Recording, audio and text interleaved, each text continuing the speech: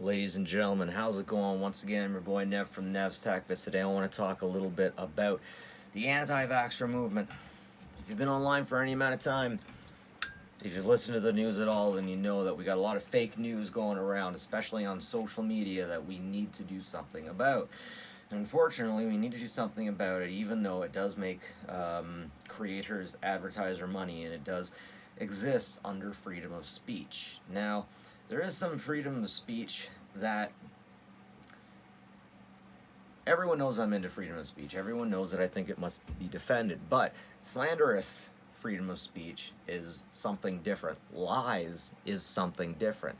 However, true information, and the truth will be revealed, should not be hindered. Anyways, we definitely have a lot of situations going on where anti-vaxxers are out there getting followings. People are listening to them, mostly because these anti-vaxxers are listening to cheerleaders, popular people in media, and stuff like that. Now, the thing about this is people trust their friends. Back in the day, even before the internet existed, people just went to other people to get their information. Because of this, a lot of information was wrong. We still haven't learned that it's time that we do our own research into things. Still, even the younger generation hasn't even figured this out, but hopefully soon it will. In the meantime, we still have anti-vaxxers to deal with. But our biggest enemy in the fight against anti-vaxxers, believe it or not, is Big Pharma. Now you might say, how could that be? How could Big Pharma have anything to do with the anti-vaxxer movement? And I'd say in Canada, it doesn't have anything at all to do. It doesn't have a single thing to do with it in Canada. In the United States, it's different. In the United States, Big Pharma is keeping prices for ancient, very old, out of copyright drugs like insulin. The price is astronomically high. The price is, my pharmacist says, is 5 times the cost in the US than it is here. Now wait, this is life-saving things. The people that invented it made it unbelievably cheap. 3 cents per hit. And now it's so expensive, there are people that can't afford their standard dosages. Now, why does this happen? Sorry, I'm fixing something down here. Now, why does this happen? Well, it happens because pharmacies operate to make money. It happens because the medical community wants to make money. They don't just want to help people. The medical community wants to make money. Now, this isn't doctors making this money, I don't think. This is other people making this money. Now remember, insulin, life-saving drug, made in like a 1910, something around there, at the start of the century. This should be freaking cheap by now. This should be unbelievably cheap by now, but the price keeps skyrocketing. Now it keeps skyrocketing in the time when technology keeps getting better and better and better. Over 100 years ago this stuff was released. You can't tell me the price hasn't dropped with technology. You can't tell me that there are new tests here to make things more expensive. This stuff is over 100 years old. It shouldn't be as expensive as it is.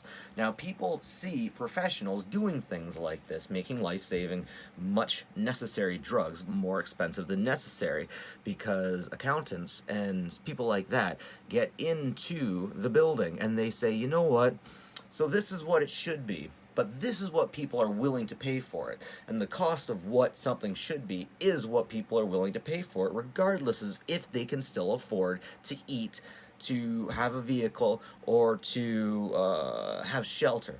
That's what these people who have never seen these people or hang out with these people see. Now, we definitely got a crisis going on in the USA where the middle class is getting eliminated.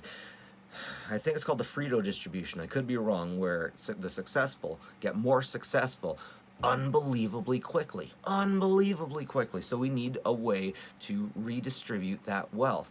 But hey, instead of redistributing the wealth, how about we bring the cost of healthcare down?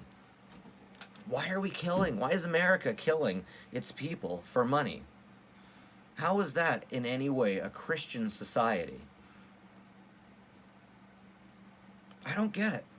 I don't get it. So, okay, a lot of people say it's not a Christian society, but it was founded by Christians, and the dollar bill says, "In God we trust." You can't tell me that Christians have nothing to do with the United States. You can't tell me it's mostly full of Christians and that its laws were fundamentally based off Christian ideals. Now, It's like saying the Middle East. You can't say the Middle Eastern isn't Islamic. North America is Christian. The Middle East is Islamic. The UK is Christian. Maybe not if you take everyone, and vote them. But if you all get them in foxholes, everyone, and they all tell you their religion, I swear to God, most of them will tell you they're Christian, or at least these places were founded on this stuff. Bring me back to the idea that the number one law for God and man is thou shalt not kill. At what point is it going to take the industry and people to accept that keeping prices artificially high is murder, literally murder, when dealing with life-saving vaccinations, antidotes, anything? It's not right. It's not what we should do. I know a lot of people in the medical community that say most people in the medical community aren't there for money. Maybe they aren't there for money when they first walk in the door. You know, one of the things that a social psychologist taught me was that we all have to nerf ourselves. We all have our autistic ways. You see how I am down here? You think I can be like this when I get outside? No, I gotta nerf myself. We all gotta nerf ourselves, our personalities, so that we're about halfway, so we can all meet somewhere in the middle, and we can all meet there without tearing each other apart or degrading one another. That's what scientists, that's what doctors have to do, and while everyone who works with these scientists and doctors think that, everyone who works with these doctors seem to think that they're only there to help people. I don't see that in the end. When I'm seeing the cost of a life-saving thing, it should be so cheap, so high. And it's interesting, the Americans are always calling to get the government fingers out of what they're doing, but the thing is, we don't have government fingers in there. We get stuff like this, but if we get government fingers in there, then it makes it more expensive to begin with. You have to pay more taxes and whatnot. So guys, if you'll stop being jerks and trying to mess with the system, it seems to be the thing. Everyone has to mess with the system. It's a human condition that we have to test stuff, that we have to gamble, we have to push things, we have to push the rules and see what we can get away with. Well, within the American justice system, everybody's more interested in the violent than the non-violent things. So bankers, people pushing things to try to make the whole situation financially better, is allowed and has been allowed for a long time. Fractional reserve banking, the banks had given out more money than they have, and they're still allowed to, because actually it helps the world. Well, some of the first banks were giving out more money than they actually had to begin with. And it made the world a better place, because these banks were screwing things up. More people had more money to buy more things to expand the Commonwealth. Bam! Okay, now if you think that this is too much for you, if you think that what I'm saying is wrong and incorrect, if you think that I'm off, I dare you to check me out. I dare you to check me on this stuff. Most people just want to put their, I don't want to say heads in the sand, most people don't want to do anything about any of this stuff. They just want to go on with life. They want to finish their job, come home exhausted, spend time with their family, and make it through the night. They can't handle conflicting things like this because they have too much to do. Maybe their husband has cancer. Maybe their wife has cancer. You know, you never know. You never know, but at the end of the day, it's best if we all operate in the best interest of humankind and not our financial wallets. And there's certain positions that we can be in that we can put the price astronomically high, but it's up to us as good citizens and good individuals to make sure that the price of this average everyday stuff stays normal and the price is not hiked up to whatever some bureaucrat in an office thinks people are willing to pay. Okay?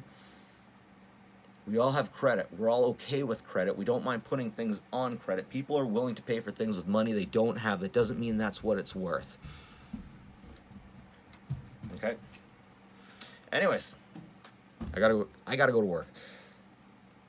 Take care of each other, folks. We're all we have out here. We haven't discovered other life. We're not creating another country. We gotta take care of each other, guys. We're all we got.